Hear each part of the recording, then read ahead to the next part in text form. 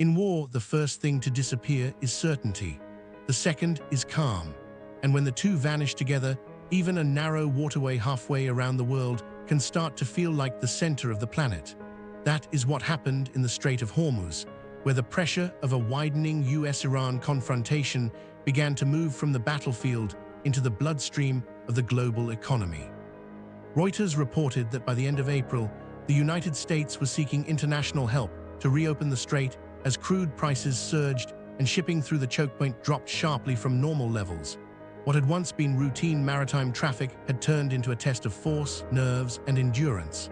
The story did not begin with one explosion, one speech, or one deadline. It began with a chain of decisions that kept tightening the knot. Reuters said the conflict had already been unfolding since February, after U.S.-Israeli strikes hit Iran, and by late April analysts were warning that prolonged disruption could keep oil markets under severe pressure for months. Brent crude had moved past four-year highs, and forecasts for 2026 had been revised upward because the market no longer trusted the idea of a quick resolution. In plain English, the world was paying more at the pump because one geopolitical standoff was threatening the arteries of global energy. Then came the ceasefire, and like so many ceasefires in modern conflict, it was less an ending than a pause with a stopwatch attached. AP reported on April 7 that Iran accepted a 2-week ceasefire and agreed to talks in Islamabad, but the same reporting made clear that Tehran did not view that pause as peace. Iran warned that the arrangement did not mean the war was over and that any mistake by the other side would be met with a forceful response. The message was unmistakable. The shooting might slow down, but the confrontation was still alive. The diplomatic language sounded careful. The military posture did not. Reuters reported that the United States moved toward a blockade of Iranian ports and that the Strait of Hormuz became the central lever in the pressure campaign. Once that happened, the war entered a new phase. It was no longer only about missiles and airstrikes.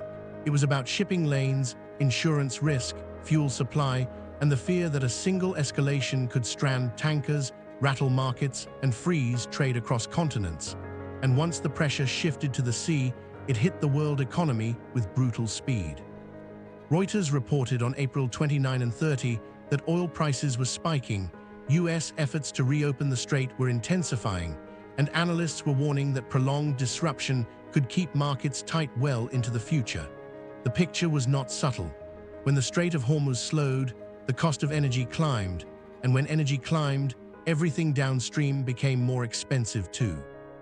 Gas prices in the United States rose sharply, global freight faced new uncertainty, and the fear of a broader inflation shock returned almost overnight. That is what made this crisis so unnerving. It was not just a military story. It was a stress test for the modern world. A conflict in the Gulf can ripple into American household budgets, European industrial output, Asian shipping schedules, and the mood of every commodity trader on Earth.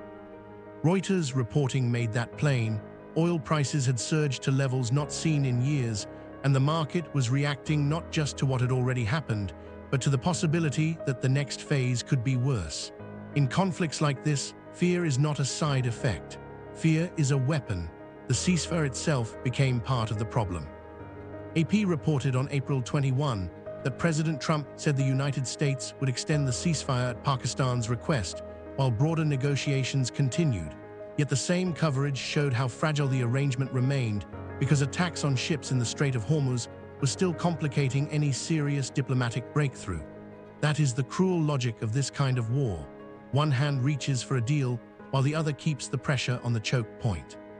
A peace process can exist on paper while the battlefield keeps breathing underneath it, and that tension only deepened as the days passed. Reuters reported on April 29 that the United States was looking for international support to reopen the strait, while oil prices remained elevated and traders assumed the standoff might drag on. The message from the market was almost louder than the message from any government. Nobody believed this was over. Not really, not yet.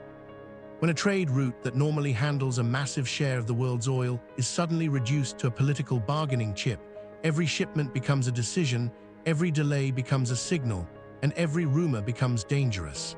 At the center of it all stood two very different forms of power.